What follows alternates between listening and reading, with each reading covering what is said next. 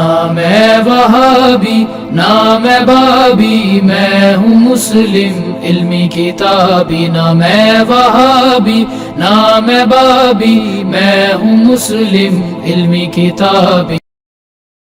تراب حیدر صاحب سوال کرتے ہیں، امام حسین پر رونے کو بدعت کیوں کہتے ہیں، جبکہ فضائل صحابہ کی حدیث 1154 میں امام حسین نے فرمایا جو ہم پر آنسو بہائے اللہ اس کو جنت میں داخل کر دے گا۔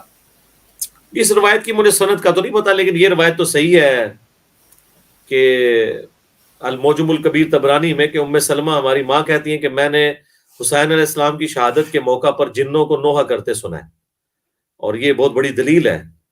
اور ویسے وہ نوحہ کے الفاظ ہیں عربی میں، لیکن وہ اردو میں ترجمہ کرنے والوں نے اس کو لکھا ہے روتے ہوئے سنا ہے، تو روتے ہوئے صرف رونے کو نوحہ نہیں کہتے ہیں، یعنی انہوں نے تعریف کے ساتھ روئے ہیں، اور ہم نوحے کو بھی برا نہیں سمجھتے کہ اس میں شرکی الفاظ نہ ہو۔ نوحہ تو بخاری مسلم سے ثابت ہے، بخاری اور مسلم دونوں میں حدیث ہے کہ حضرت عمر کی میت رکھی ہوئی تھی، اور ابن عباس کہتے ہیں میرے پیچھے ایک شخص آ کے کھڑا ہوا، اس نے اپنی کونی میرے کندھے پہ رکھی، اور اس نے حضرت عمر کی میت کو مخاطب کر کے کہا کہ اے عمر، اللہ آپ پر رحم فرمائے، آپ کی اسلام کے لیے اتنی خدمات تھیں، آپ روئے عرض پہ ایسے شخص تھے کہ میری خواہش تھی کہ میں آپ کے اعمال کے ساتھ اللہ کے حضور پیش ہوں، اور مجھے امید تھی کہ آپ اپنے دو ساتھیوں سے جا ملیں گے، کون؟ رسول اللہ اور ابو بکر صلی اللہ علیہ وآلہ وسلم رضی اللہ تعالیٰ عنہ، کیونکہ میں نے اللہ کے نبی علیہ السلام سے بارہا یہ سنا تھا، میں ابو بکر اور عمر نکلے، میں ابو بکر اور عمر داخل ہوئے، میں ابو بکر اور عمر فلاں جگہ گئے۔ اکثر رسول اللہ صلی اللہ علیہ وآلہ وسلم اپنے ساتھ آپ کا نام لیا کرتے تھے حضرت ابو بکر کے نام کے ساتھ، تو مجھے امید تھی کہ آپ اپنے ان دو ساتھیوں سے جا ملیں گے۔ تو وہ ابن عباس کہتے ہیں جب میں نے یوں مڑ کے دیکھا تو وہ سیدنا علی ابن ابی طالب تھے۔ اب یہ حضرت علی یعنی تعریفی کلمات میت پہ کہہ رہے ہیں، اور اسی کو نوحہ کہا جاتا ہے، تو بعد میں بھی اگر کوئی روتا ہے تو اس میں کوئی ایسا، حضور تو اپنی زندگی میں روئے ہیں۔ مسند احمد میں حدیث ہے کہ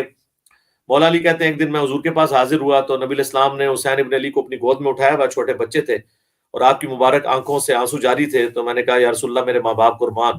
آپ کو کس نے غمگین کر دیا؟ تو انہوں نے کہا کہ ابھی ابھی میرے پاس جبرائیل علیہ السلام آئے تھے اور مجھے انہوں نے بتایا کہ آپ اس بچے سے اتنا پیار کر رہے ہیں اور اس سے فرات کے کنارے قتل کر دیا جائے گا، اور انہوں نے اسی وقت ہاتھ یوں مار کے، ظاہر فرشتے کا ہاتھ تھا، مجھے سرخ مٹی بھی لا کے دکھائی اس جگہ کی۔ تو یہ حدیث مسند احمد میں آتا ہے کہ یہ سلسلہ حدیث سیاح میں بھی شیخ البانی نے لی ہے۔ یہ حدیث مولا علی جنگ صفین پہ جاتے ہوئے نینوا مقام پہ جب پہنچے تو وہاں پہ انہوں نے کہا اسبر یا ابا عبداللہ، اے ابو عبداللہ صبر کرنا۔ تو وہ ساتھی کہتے ہیں یہ آپ کس سے باتیں کر رہے ہیں؟ تو وہ ظاہر اپنی محبت کا اظہار کر رہے تھے، تو انہوں نے کہا کہ میں اپنے بیٹے کو کہہ رہا ہوں، حسین ابن علی کی کنیت تھی نا ابو عبداللہ، کہ ابو عبداللہ صبر کرنا۔ پھر انہیں یہ حدیث سنائی، تو نبی علیہ السلام تو اس وقت بھی غمگین تھے۔ اور مسند احمد میں حدیث ہے، حضرت ابن عباس کہتے ہیں کہ میں نے ایک دوپہر کے وقت حضور کو خواب میں دیکھا، آپ کے ہاتھ میں خون کی شیشی ہے اور آپ کے بال بکھرے ہوئے ہیں، پرانگدہ حالت ہے۔ میں نے کہا میرے ماں باپ آپ پہ قربان، یہ آپ کی کیا حالت ہے؟ تو آپ نے فرمایا کہ ابھی ابھی جو ہے نا وہ میرے حسین اور اس کے ساتھیوں کو قتل کر دیا گیا، میں صبح سے کربلا میں ان کا خون جمع کر رہا ہوں۔ یعنی یہ تمثیل کے طور پہ تھا، یہ نہیں ہوتا کہ فزیکلی نبی علیہ السلام وہاں پہ موجود تھے۔ فزیکلی آپ مجھے خواب میں دیکھیں اور صبح آ کے مجھے آپ پوچھیں کہ جی آپ خواب میں آئے تھے، مجھے تو نہیں پتا ہوگا۔ یہ ایک ڈپارٹمنٹ اللہ تعالیٰ کا ہے جو تمثیل کے طور پہ چیزیں اللہ تعالیٰ دکھا دیتا ہے، لہٰذا اس کو کوئی اس طرح کی دلیل نہیں بنائے۔ تو رونے میں نہیں ہے، ہمیں جو اعتراض ہے وہ ہے ماتم کے اوپر، جھولوں کے اوپر، پنجوں کے اوپر آگ پہ ماتم، اور یہ آج کل تو نیا ماتم آیا ہے گولی کے ساتھ ماتم، ٹھیک ہے، کوئلوں پہ ماتم، گھڑے توڑ کے ماتم، زنجیر زنی، یہ ساری بدعات ہیں، ان کا اہل البیت سے کوئی لینا دینا نہیں ہے، اور اہل تشیع کے پاس بھی کوئی مضبوط روایت موجود نہیں۔ اس لیے آپ دیکھ لیں ان کے جو بڑے مرجع ہیں ایران میں اور عراق کے اندر، اب ایران والے جو خامنائی صاحب ہیں مفتی اعظم ایران، وہ تو ماتم کو صحیح نہیں سمجھتے، اور جو عراق والے ہیں سستانی صاحب، انہوں نے بھی جتنی قیود اور ان کے ساتھ بتایا وہ بھی آلموسٹ کو صحیح نہیں سمجھتے، اور اس طرح کرنے سے ہونا کچھ بھی نہیں ہے۔ اصل چیز ہے کہ ان کی تعلیمات کو یاد کر کے اگر کوئی آنسو بہاتا ہے تو ثواب کا کام ہے، اس کے بعد پھر وہ ان کی تعلیمات پہ عمل کریں۔